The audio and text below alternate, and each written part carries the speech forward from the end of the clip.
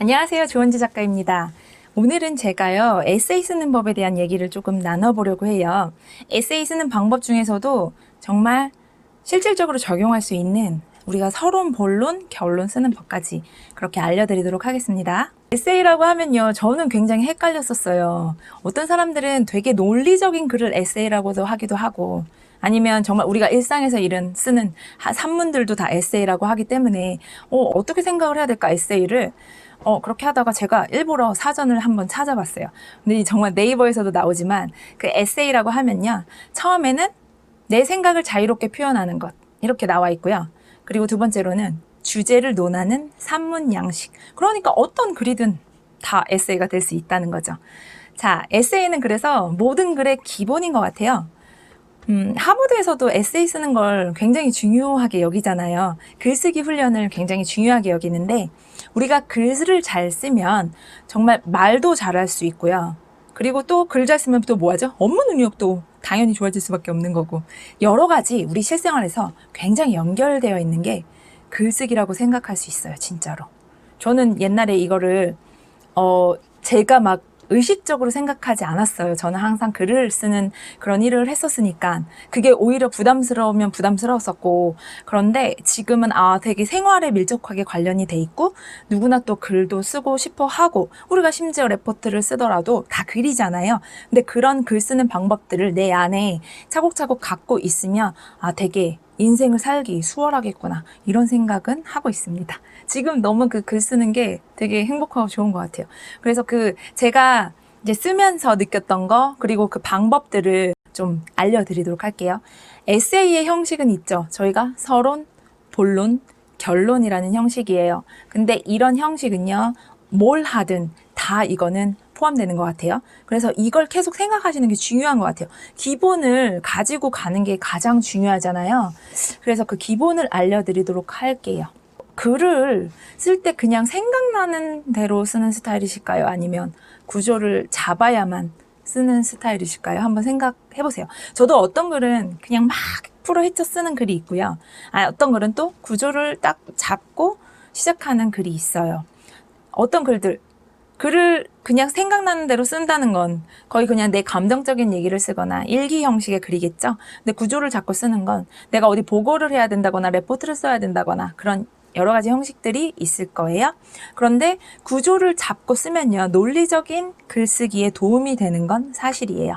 그리고 에세이 형식은요, 아까 말씀드렸지만 서론, 본론, 결론 형식을 띠고 있고요. 이건 어느 글에서나 통하는 이야기입니다. 이걸 에세이를요, 제가 저기를 한번 생각을 해볼게요. A4 용지로 따진다면 한 장에서 두 장 사이가 가장 적당하다고 말할 수 있을 것 같고요. 만약에 이거를 문단으로 따진다고 하면 서론 한 문단 나올 수 있을 거예요. 아니면 정말 한 문단을 쪼개서 한두 문단 정도 나올 수 있고요. 그리고 본문으로 갔어. 그러면 몇 문단 정도? 한 5문단 정도 나올 수 있겠네요. 아니면 세부적으로 더 쪼개지면 5문단에서 뭐 10문단 사이 정도 나올 수 있을 것 같고요. 그리고 또 결론으로 가면 결론도 한 문단. 근데 그것도 좀 쪼개지면 2문단까지는 나올 수 있을 것 같습니다. 이 형식을 염두에 두시고요. 한번 제가 그 단계별로 설명을 드리도록 할게요. 근데 어떤 글을 써야 돼? 그 소재 찾는 것부터 먼저 돼야 되죠. 근데 뭐 어떤 형식의 글들은 주제를 먼저 줘요. 그러니까 뭐 레포트나 뭐 이런 것들은 주제가 먼저 있고 그거에 대한 글을 쓰지만요. 만약에 내가 정말 일상적인 글을 쓰려고 하는데 에세이 이렇게 그냥 제가 근데 어떤 글을 써야 될지 모르겠어 할 때는 우리가 한번 정말 부담을 내려놓고 무엇을 쓸 것인가에 대한 고민을 한번 해보도록 할게요. 그때는 정말 최근에 있었던 일을 한번 생각해 보시는 거예요. 최근에 나 뭐 했지? 최근에 만약에 나 등산 갔다 왔어요. 그러면 등산 갔다 왔어? 그러면 등산을 소재로 할 거야? 근데 등산을 소재로 한다고 해서 그게 주제는 아닌 거예요.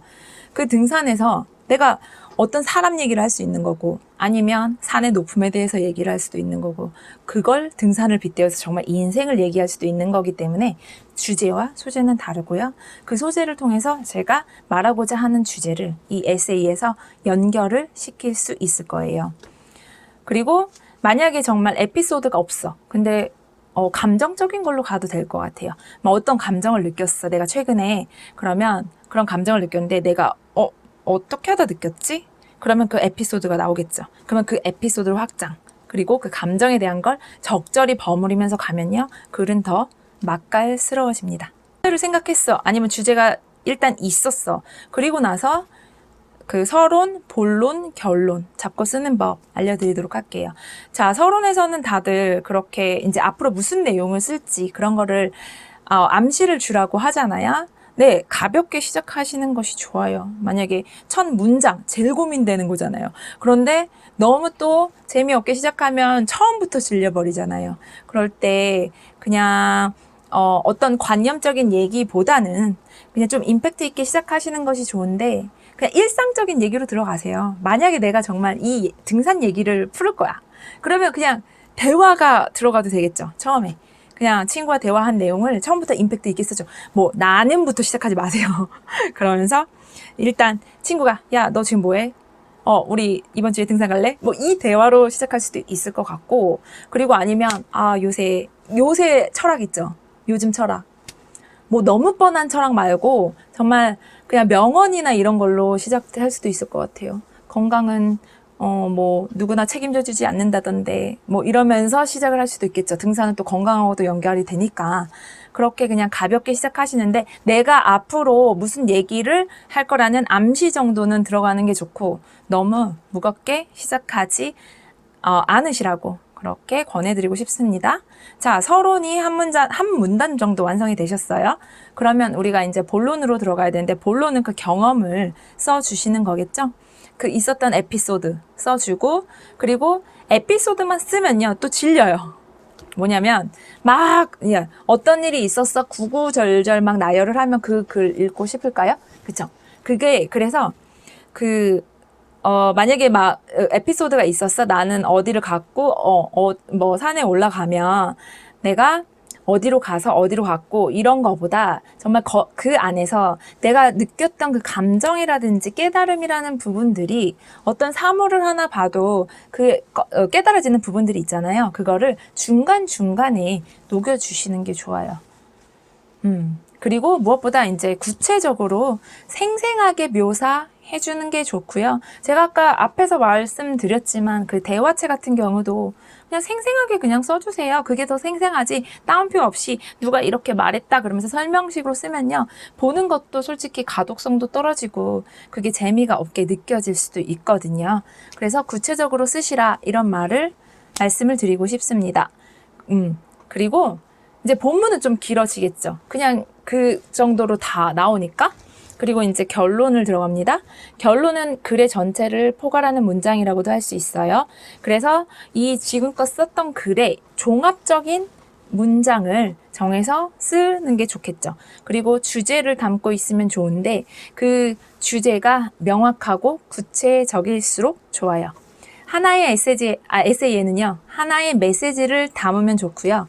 그리고 그 주제가 제목하고도 연결되면 좋겠죠. 그런데 제가 아까 등산이라는 소재로 막 글을 썼어요. 그리고 나서 나중에 메시지가, 뭐 결국 건강은 자기만이 책임질 수 있다, 뭐 이런 메시지가 될 수도 있고 그랬어요. 그러면 제목이 거기와 연관되는 제목이 나오겠죠.